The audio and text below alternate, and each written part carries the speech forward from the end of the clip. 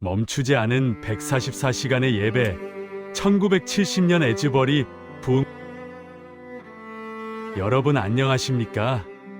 오늘 우리는 지금으로부터 약 50년 전 혼란과 타락의 소용돌이 속에 있었던 1970년 미국으로 시간 여행을 떠나보려 합니다. 당시 미국은 그야말로 암흑기였습니다. 월남전의 장기화로 인해 젊은이들은 거리로 쏟아져 나와 반전 시위를 벌였고, 대학 캠퍼스는 최루탄 연기와 화염병으로 뒤덮여 있었습니다. 기존의 질서와 권위를 거부하는 히피 문화가 유행하면서 젊은이들은 마약과 프리섹스 그리고 로클롤에 빠져들었습니다. 하나님은 죽었다는 신학이 유행했고, 교회는 조롱거리가 되었습니다. 부모 세대와 자녀 세대 간의 갈등은 극에 달했고, 도덕은 땅에 떨어졌습니다. 어디를 둘러봐도 희망이라고는 찾아볼 수 없는 영적인 겨울이 미국 땅을 덮고 있었습니다.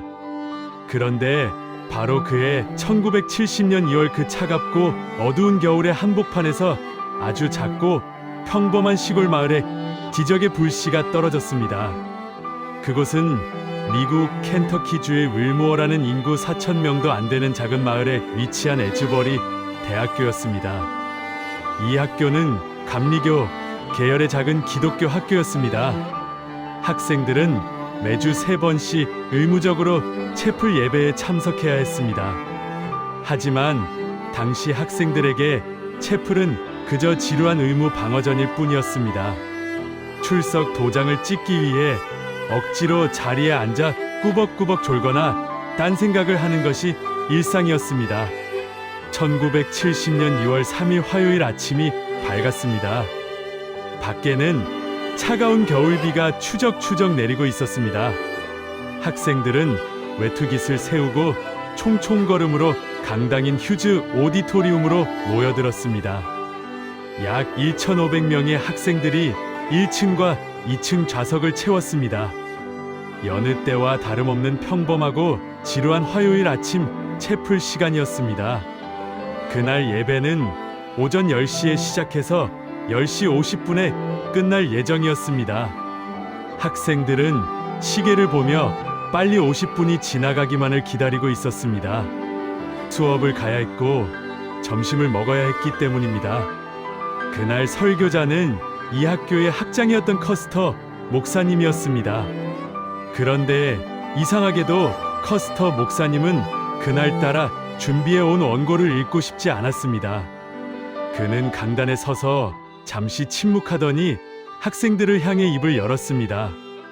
여러분, 오늘 저는 설교를 하지 않겠습니다. 대신 하나님께서 여러분에게 하시고 싶은 말씀이 있는 것 같습니다. 혹시 이 자리에 나와서 자신의 신앙을 간증하고 싶은 사람이 있습니까? 강당 안에는 어색한 정적이 흘렀습니다. 아무도 손을 들지 않았습니다. 학생들은 서로 눈치만 보며 수근거렸습니다. 오늘따라 왜 저러시지, 빨리 끝내주시면 좋겠는데. 침묵이 1분 2분 길어지자 분위기는 더욱 무거워졌습니다. 바로 그때였습니다. 강당 뒷좌석에서 한 남학생이 조용히 일어났습니다.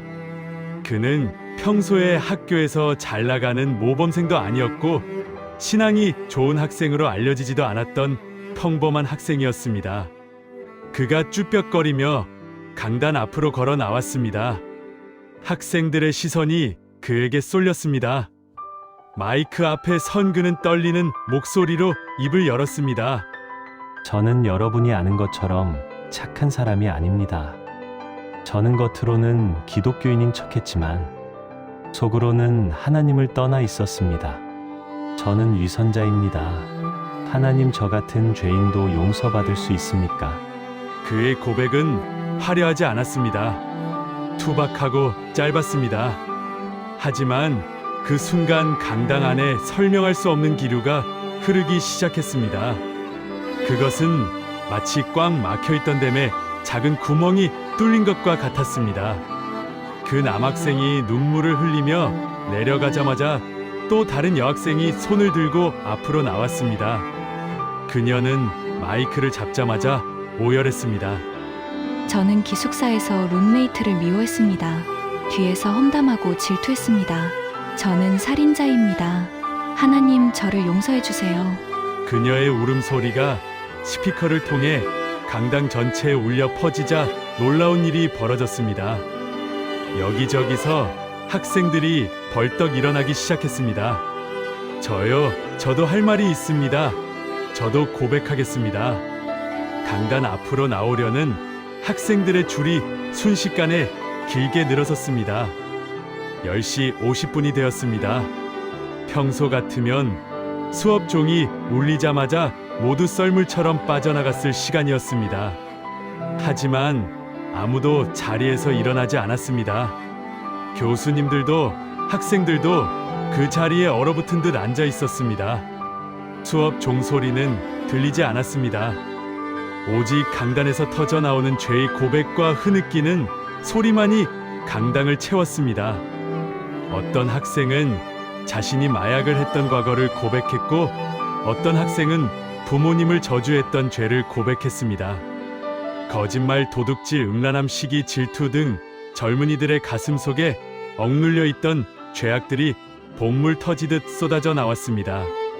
그때 한 학생이 피아노 앞에 앉아 찬송가를 연주하기 시작했습니다. 나 같은 죄인 살리신 주 은혜 놀라워. 악보도 없었고 지휘자도 없었습니다. 하지만 1,500명의 학생이 동시에 찬송을 부르기 시작했습니다. 그 찬송 소리는 지붕을 뚫을 듯 웅장했고 동시에 가슴을 찢는 듯 애절했습니다.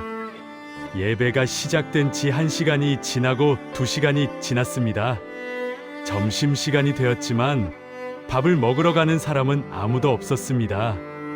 배고픔보다 영적인 목마름이 더 컸기 때문입니다. 오후 수업은 자연스럽게 취소되었습니다. 교수님들은 강의실 대신 강당으로 와서 학생들 사이에 무릎을 꿇었습니다. 점잖던 교수님들이 체면을 버리고 학생들 앞에서 자신의 죄를 회개했습니다. 얘들아, 미안하다. 내가 너희를 사랑으로 가르치지 못했다. 나를 용서해다. 스승과 제자가 서로 부둥켜 안고 통곡했습니다. 강당 바닥은 눈물로 흥건하게 젖어들었습니다. 시간은 흘러 저녁이 되었습니다. 평소라면 텅 비었을 강당에 여전히 1,500명의 사람이 꽉 차 있었습니다. 소문을 듣고 마을 주민들이 찾아왔고 인근 신학교의 학생들도 달려왔습니다. 문을 열고 들어오는 순간 사람들은 보이지 않는 강력한 힘에 압도되어 그 자리에 엎드렸습니다. 그것은 하나님의 거룩한 임재였습니다. 당시 현장에 있었던 한 교수는 이렇게 기록했습니다.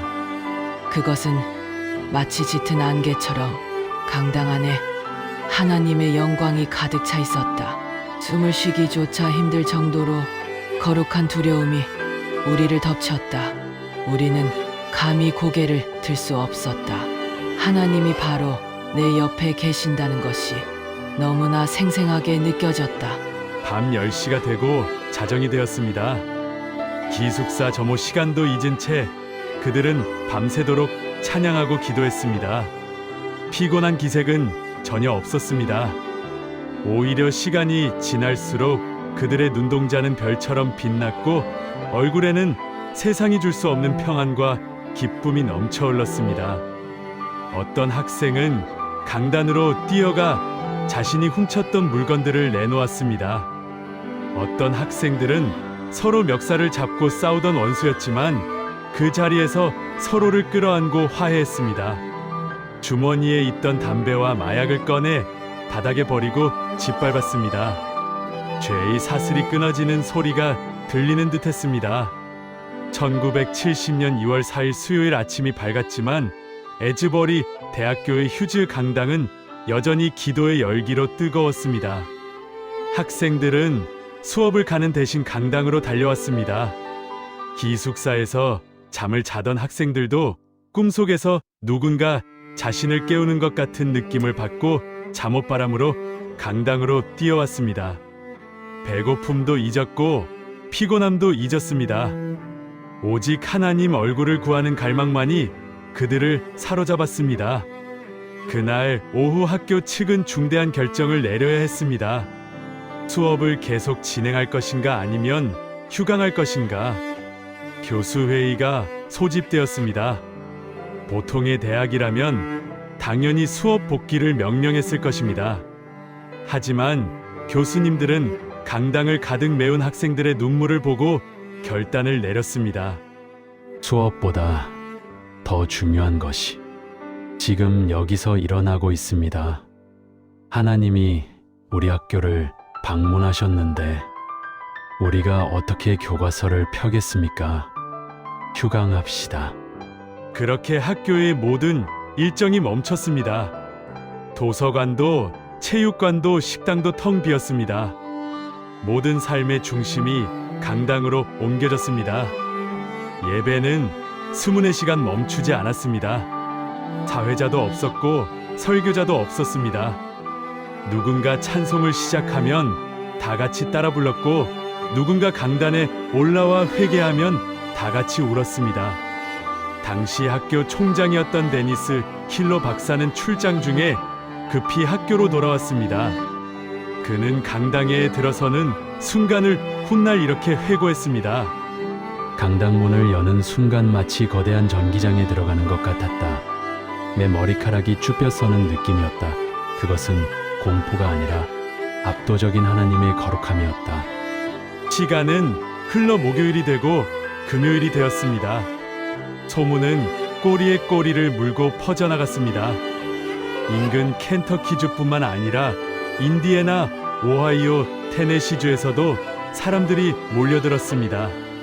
버스를 대절해서 오는 교회들도 있었습니다. 강당은 1,500석이었지만 몰려온 사람은 3,000명이 넘었습니다. 사람들은 복도에 서서 창문에 매달려서 예배를 드렸습니다. 경찰들이 출동했습니다. 시위나 폭동 때문이 아니었습니다.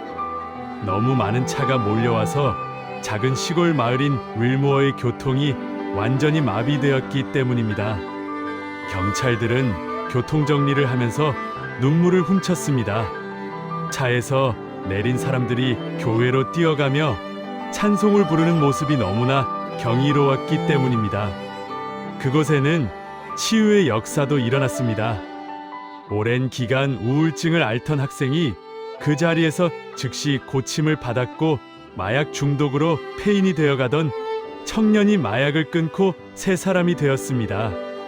서로 미워해서 수년 동안 말도 안 하던 교수님들이 서로 부둥켜 안고 화해했습니다. 깨어졌던 부부 관계가 회복되었습니다. 가장 놀라운 것은 질서였습니다. 보통 수천 명이 며칠 밤낮을 모여 있으면 무질서하고 소란스럽기 마련입니다. 하지만 그곳은 너무나 평온했습니다. 누가 시키지 않아도 배고픈 사람에게 샌드위치를 나눠주었고 자리가 부족하면 서로 양보했습니다. 쓰레기도 없었고 다툼도 없었습니다. 마치 천국이 땅에 내려온 것 같았습니다. 토요일이 지나고 주일이 되었습니다. 예배가 시작된 지 6일째 되는 날이었습니다. 이제 이 불길은 에즈버리 안에만 머물러 있을 수 없게 되었습니다. 마치 댐이 터져 물이 흘러넘치듯 그 거룩한 에너지는 밖으로 폭발해 나갔습니다. 소문을 듣고 찾아왔던 다른 대학의 학생들이 에즈버리 학생들에게 간청했습니다. 우리 학교에도 와주세요. 우리 캠퍼스도 죽어가고 있습니다. 제발 이 불을 우리에게도 전해주세요. 학생들은 자발적으로 전도팀을 꾸렸습니다.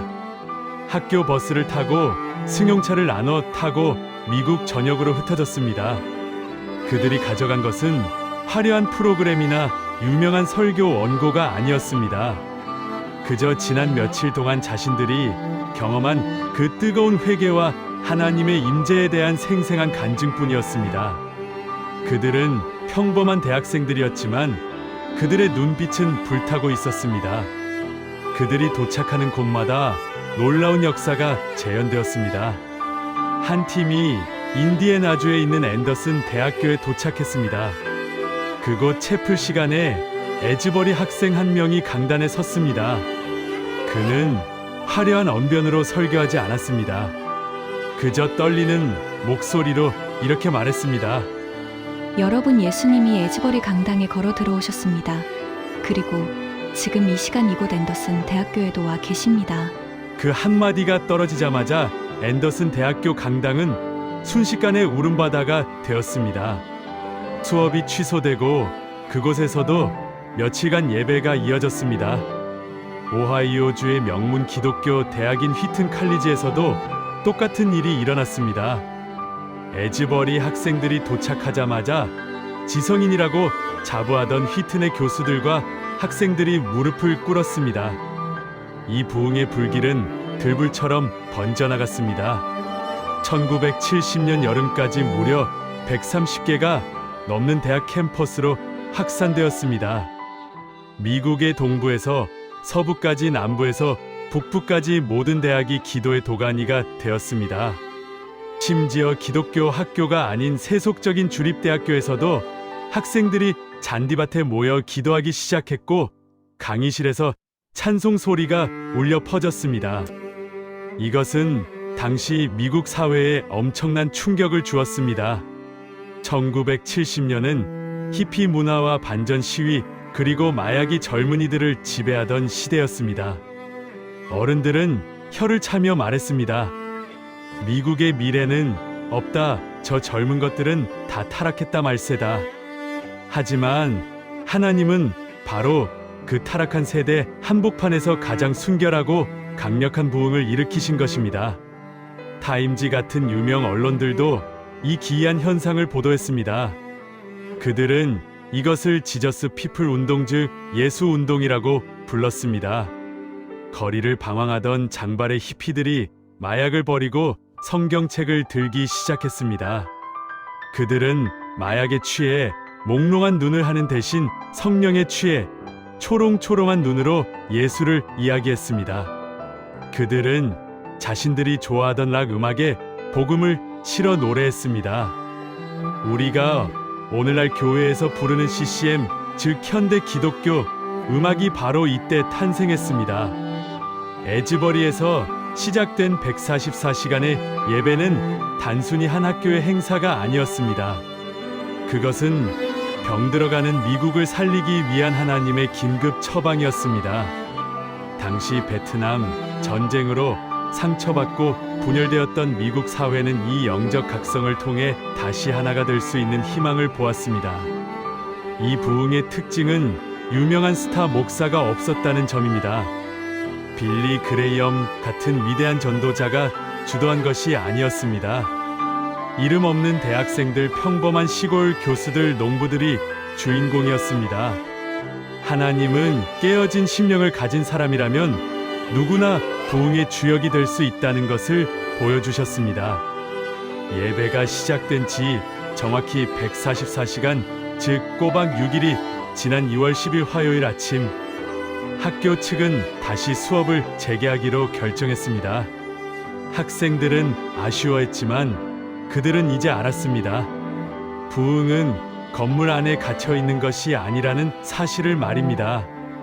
그들은 각자의 강의실로, 기숙사로 그리고 세상으로 흩어졌습니다. 하지만 그들의 가슴 속에 붙은 불은 꺼지지 않았습니다. 그들은 졸업 후 전 세계로 흩어져 선교사가 되었고, 목사가 되었고, 신실한 평신도 사역자가 되었습니다. 그런데 여러분, 여기서 끝이 아닙니다. 역사는 반복됩니다.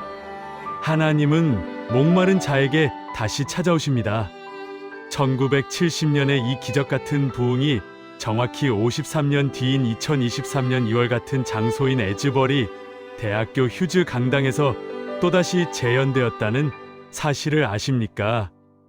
2023년 2월 8일 평범한 수요일 채플이 끝난 뒤 몇 명의 학생이 남아서 기도를 시작했습니다. 그리고 그 기도는 멈추지 않았습니다. 50년 전 그날처럼 예배는 2주 넘게 밤낮으로 계속되었습니다. 스마트폰과 유튜브를 통해 이 소식이 전 세계로 생중계되었습니다. 전 세계에서 비행기를 타고 수만 명의 사람이 이 작은 시골 마을로 몰려들었습니다. 할아버지 세대가 경험했던 그 불길을 손자 세대가 다시 경험한 것입니다. 이것은 무엇을 의미할까요? 하나님은 지금도 살아계신다는 것입니다. 하나님은 지금도 이 땅에 부흥을 주기를 원하신다는 것입니다. 단지 그것을 담을 그릇이 준비되지 않았을 뿐입니다. 사랑하는 여러분, 에즈버리의 기적은 오늘 우리에게 묻습니다. 당신은 예배에 목말라 있는가? 우리는 시계를 보며 예배가 빨리 끝나기만을 기다리고 있지는 않은가? 화려한 조명과 세련된 음악은 있지만 정작 하나님을 향한 굶주림은 사라지지 않았는가? 1970년 에즈버리의 그 겨울 그들은 수업을 멈추고 밥을 굶어가며 하나님을 찾았습니다. 나의 성공보다, 나의 학점보다 하나님을 만나는 것이 더 급했기 때문입니다. 그 간절함이 하늘 보좌를 움직였습니다. 오늘 우리에게도 멈출 수 있는 용기가 필요합니다. 바쁜 일상을 멈추고 스마트폰을 끄고 하나님 앞에 무릎 꿇는 거룩한 멈춤이 필요합니다. 에즈버리 강당을 채웠던 그 거룩한 임재가 오늘 여러분이 계신 그곳에도 임하기를 소망합니다.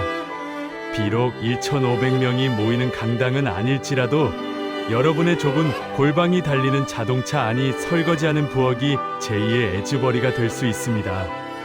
하나님은 장소를 보지 않으시고 중심을 보시기 때문입니다. 오늘 밤 우리 이렇게 기도합시다. 주님, 내 마음에도 그 불을 내려 주십시오. 식어버린 내 가슴을 다시 뜨겁게 해주십시오. 내가 서 있는 이곳이 부흥의 진원지가 되게 해주십시오. 지금까지 144시간 동안 멈추지 않았던 기적의 예배, 1970년 에즈버리 부흥 이야기였습니다. 이 이야기가 여러분의 가슴에 작은 불씨가 되었다면 구독과 좋아요로 함께해 주십시오. 여러분의 작은 응원이 이 귀한 복음의 이야기를 세상 끝까지 전하는 소중한 힘이 됩니다. 저는 다음 시간에도 살아계신 하나님의 가슴 벅찬 역사 이야기로 찾아뵙겠습니다. 끝까지 시청해 주셔서 감사합니다.